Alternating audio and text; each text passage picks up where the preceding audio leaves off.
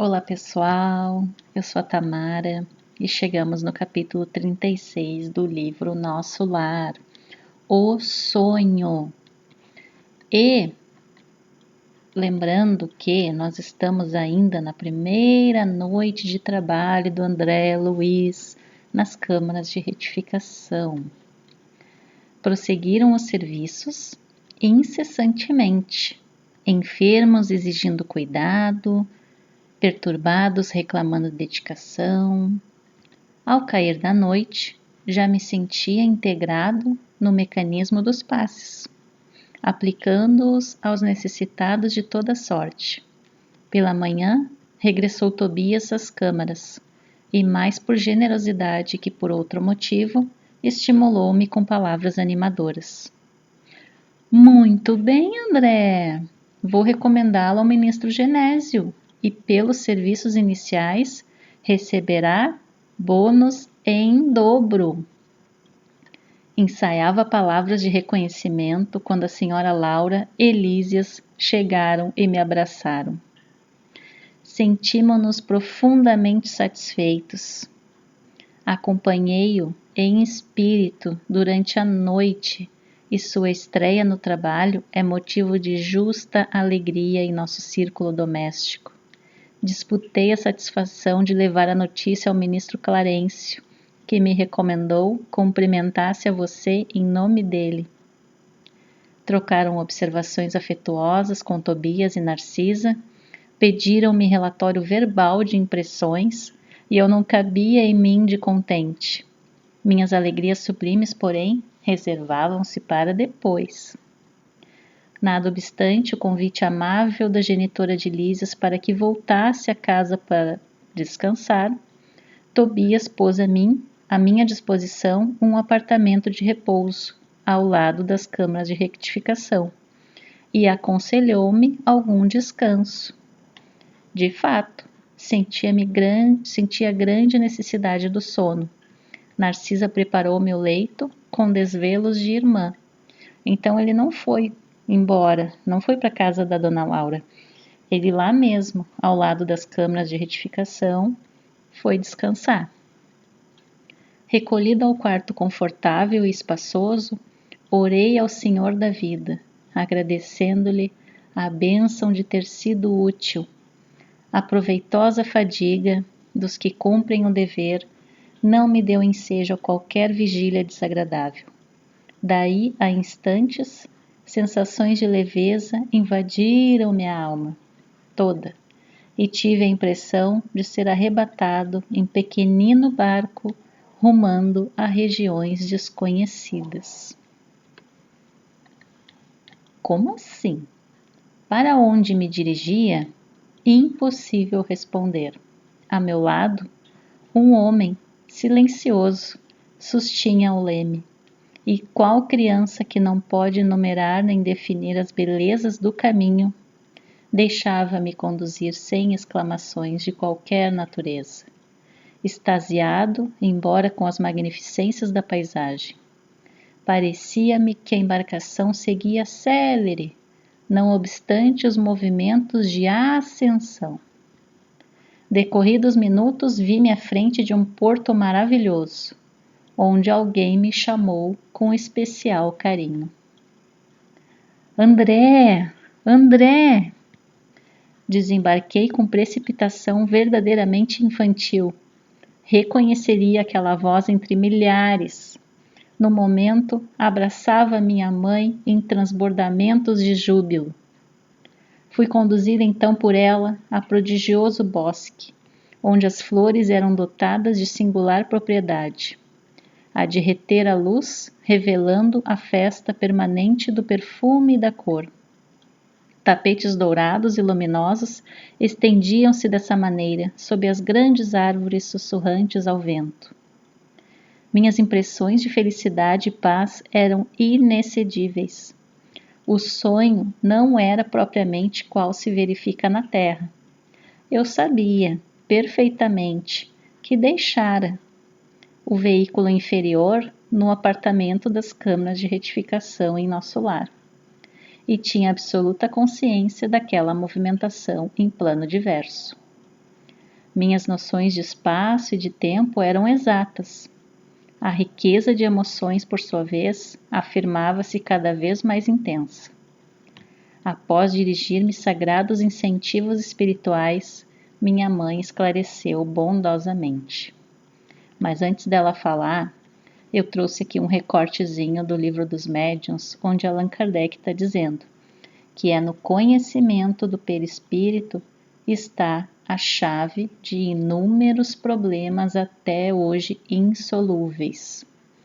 Ou seja, ele está dando para nós aí um teminha de casa, que é para a gente pesquisar, estudar, porque é no perispírito que estão os problemas ainda hoje insolúveis. E se a gente pesquisar, talvez a gente aí vá descobrir, conhecer. E uma dica tá nesse capítulo aqui. André Luiz já estava desencarnado, então ele não tinha corpo físico para deixar dormindo. Então, aqui parece que tem um outro corpo espiritual, que na leitura das obras ele vai explicando melhor. Então fica aí o convite para a gente continuar lendo e estudando as obras de André Luiz.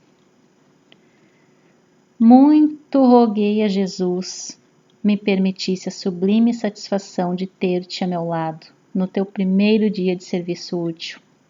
Como vês, meu filho, o trabalho é tônico divino para o coração. Numerosos companheiros nossos, após deixarem a terra, demoram em atitudes contraproducentes, aguardando milagres que jamais se verificarão.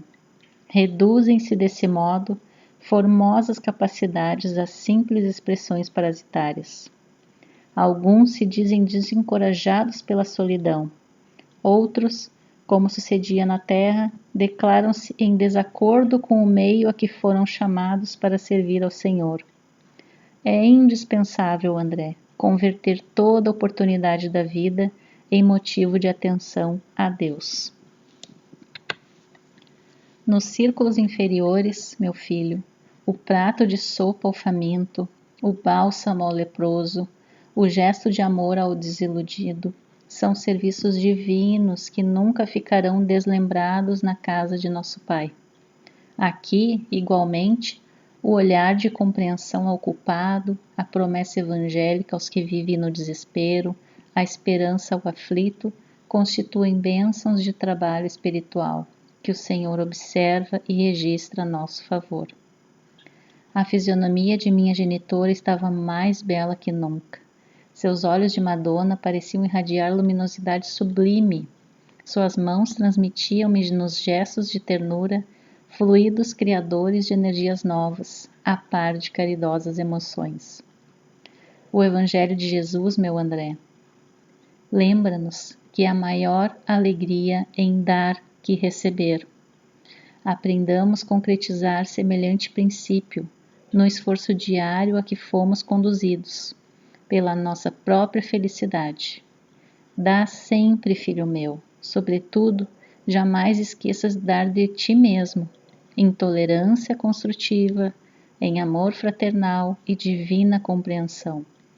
A prática do bem exterior é um ensinamento e um apelo para que cheguemos à prática do bem interior.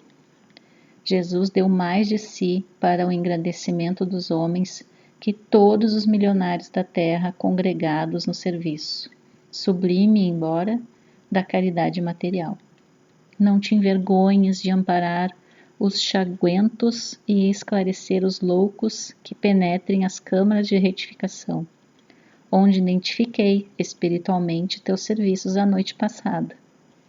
Trabalha, meu filho, fazendo bem, em todas as nossas colônias espirituais, como nas esferas do globo, vivem almas inquietas, ansiosas de novidades e distração. Sempre que possas, porém, ouvida o entretenimento e busca o serviço útil. Assim como eu, indigente como sou, posso ver, em espírito, teus esforços em nosso lar e seguir as mágoas de teu Pai nas zonas umbralinas. Deus nos vê e acompanha todos, desde o mais lúcido embaixador de sua bondade aos últimos seres da criação, muito abaixo dos vermes da terra. Minha mãe fez uma pausa que desejei aproveitar para dizer alguma coisa, mas não pude. Lágrimas de emoção embargavam minha voz. Ela endereçou-me carinhoso olhar, compreendendo a situação, e continuou. Conhecemos aqui, na maioria das colônias espirituais, a remuneração de serviço do bônus hora. Nossa base de compensação une dois fatores essenciais. O bônus representa a possibilidade de receber alguma coisa de nossos irmãos em luta, ou de remunerar alguém que se encontra em nossas realizações. Mas o critério quanto ao valor da hora pertence exclusivamente a Deus. Na bonificação exterior, pode haver muitos erros de nossa personalidade falível, considerando nossa posição de criaturas em labores de evolução, como acontece na Terra, mas no concernente ao conteúdo espiritual da hora, há correspondência direta entre o servidor e as forças divinas da criação. É por isso, André, que nossas atividades experimentais no progresso comum, a partir da esfera carnal, sofrem contínuas modificações todos os dias. Tabelas, quadros, pagamentos são modalidades de experimentação dos administradores, a que o Senhor concedeu a oportunidade de cooperar nas obras divinas da vida, assim como concede à criatura o privilégio de ser pai ou mãe, por algum tempo, na Terra e noutros mundos. Todo administrador sincero é cioso dos serviços que lhe competem. Todo pai consciente está cheio de amor desvelado. Deus também, meu filho, é administrador vigilante e pai devotadíssimo. A ninguém esquece e reserva-se o direito de entender-se com o trabalhador, quanto ao verdadeiro proveito no tempo de serviço. Toda compensação exterior afeta a personalidade em experiência, mas todo valor de tempo interessa a personalidade eterna, aquela que permanecerá sempre em nossos círculos de vida, em marcha para a glória de Deus. É por essa razão que o Altíssimo concede sabedoria ao que gasta tempo em aprender e dá mais vida e mais alegria aos que sabem renunciar. Minha mãe calou-se enquanto eu enxugava os olhos. Foi então que ela me tomou nos braços, acariciando-me desveladamente, qual o menino que adormece após a lição.